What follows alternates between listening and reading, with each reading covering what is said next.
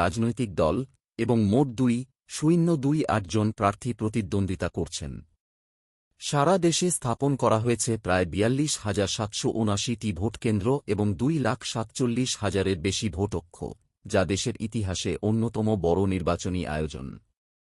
ভোটারদের মধ্যে প্রায় 6,48,00,000 পুরুষ, 6,28,00,000 নারী এবং তৃতীয় লিঙ্গের 1/2-এর বেশি ভোটার রয়েছেন, যা অংশগ্রহণের বৈচিত্র্যকে তুলে ধরে।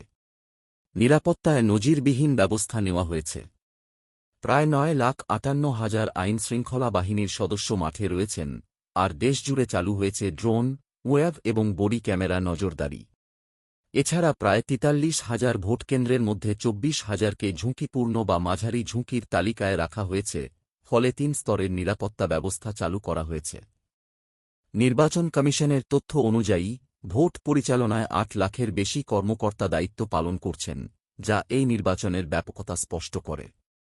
ভোটগ্রহণ সকাল থেকে শুরু হয়ে বিকাল পর্যন্ত চলে এবং পরে গণনা শুরু হয়েছে। প্রাথমিক তথ্য বলছে, দুপুর পর্যন্ত প্রায় 47.91% ভোট পড়েছে। এই নির্বাচনকে রাজনৈতিক অস্থিরতার পর দেশের ভবিষ্যৎ নির্ধারণের একটি গুরুত্বপূর্ণ মুহূর্ত হিসেবে দেখা হচ্ছে। বাংলাদেশে আগামী 24 ঘণ্টায় আবহাওয়া থাকবে সাধারণত শুষ্ক, আকাশ আংশিক মেঘলা থাকতে পারে বলে জানিয়েছে আবহাওয়া অধিদপ্তর। দেশের সর্বোচ্চ তাপমাত্রা রেকর্ড হয়েছে 32.2 টেকনাফে এবং সর্বনিম্ন 9.6 শ্রীমঙ্গলে। ঢাকায় বাতাসের গতি ছিল ঘণ্টায় 8-12 কিমি, আর ভোরে আর্দ্রতা ছিল প্রায় 79%। সকালে নদী অববাহিকায় হালকা কুয়াশা দেখা দিতে পারে এবং দিনরাতের তাপমাত্রা সামান্য বাড়ার সম্ভাবনা রয়েছে।